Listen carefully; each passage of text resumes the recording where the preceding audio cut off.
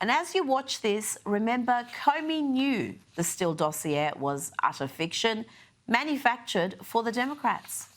You went in January of 2017 to tell President Trump about the Steele dossier. How did you tell him that there was and I want to put this delicately, pee-pee tape? How did you tell him about that rumor? I spoke about information, unverified, that related to an allegation that he was with prostitutes in a hotel in Moscow and that the Russians had videotaped it. I didn't go into the rest of it. I thought that was notice enough. And So you didn't mention the salacious detail of the two prostitutes getting up on the bed that the Obamas had stayed in, because it was the presidential suite,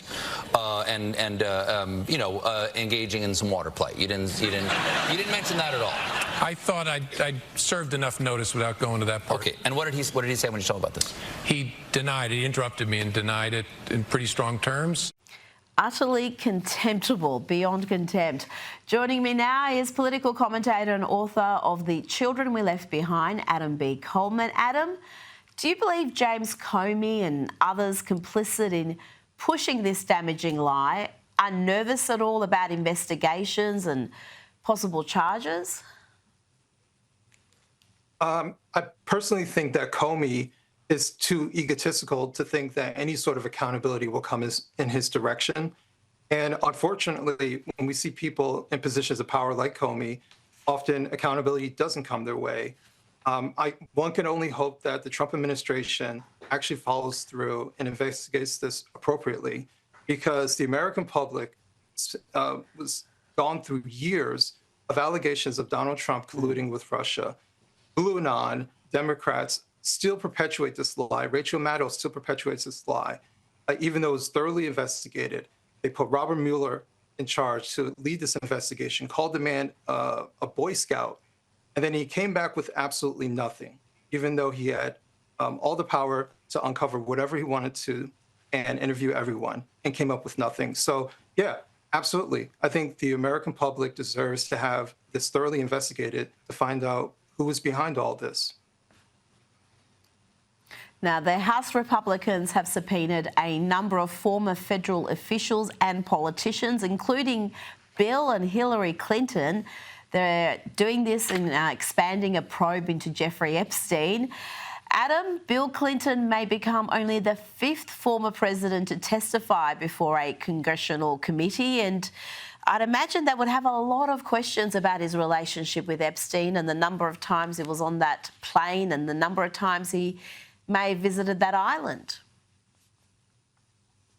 Yeah, as much as I would love to see him actually on camera answering questions, I doubt that will actually happen. Probably will occur is that he will be non-compliant to an extent where this will become more of a negotiation behind the scenes, which there's precedence for. There will be some sort of legal challenge, if anything. So will this possibly happen? Will the American public get on C-SPAN Bill Clinton answering questions about why he was hanging out with Jeffrey Epstein so much on these planes and why they were going to these islands and what was happening there? I don't think we'll actually have that show moment, although it would be absolutely spectacular if I was 100% wrong. Adam, I think you're 100% right. Bill Clinton is going to do everything within his power to avoid testifying. Now, let's move along to Big Balls. Remember him? He made headlines before and he's made them again. Edward Correstein, the teenager known as Big Balls, who previously worked at Doge, was viciously bashed in DC by a group of thugs, and Donald Trump has had enough of the out-of-control violence in DC. I have to say that somebody from Doge was very badly hurt last night. You saw that, a young man who was beat up by a bunch of thugs in D.C. And either they're going to straighten their act out in the terms of government and in terms of protection, or we're going to have to federalize and run it the way it's supposed to be run. Adam, is that just bluster, or do you think the president is serious about stepping in and taking over, because crime in D.C. is a real issue?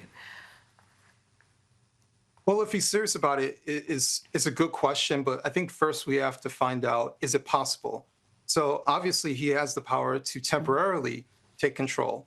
Maybe under some emergency situation, he can do so. Civil unrest, he can do so.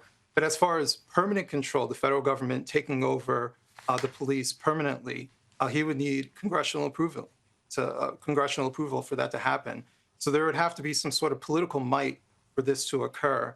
And obviously, there are optics to this. Are they taking away, the voice of the people who elected local officials to be in their positions, who elected their mayor, whether she's doing a good job or not, they still elected them. So there are a lot of concerns when it comes to that. Is he 100% serious about this? I don't know. He's often a man of the moment who says a lot of loud things because he's just responding to something. But this is still politics. And will he use his political capital to fight for this? I don't think so, at least not at this very moment. Well, yeah, he is a man of the moment. We had footage of him earlier today on the roof of the White House. You don't see that every day. Before you go, we've seen alligator Alcatraz down in Florida. Now Indiana is getting the Speedway Slammer. Kristi Noem announced this earlier today, a new partnership with the state of Indiana to expand detention beds by 1,000 beds. They're pressing ahead with this agenda despite the abundant bad publicity. They're not stopping with this deportation program. Yeah, well, the bad publicity is coming from the left-wing mainstream media. I think the Trump administration is doing something that should have happened with the Trump 1.0 administration, is that do the thing that the American public elected you to do, and don't worry about what the media portrays you as doing.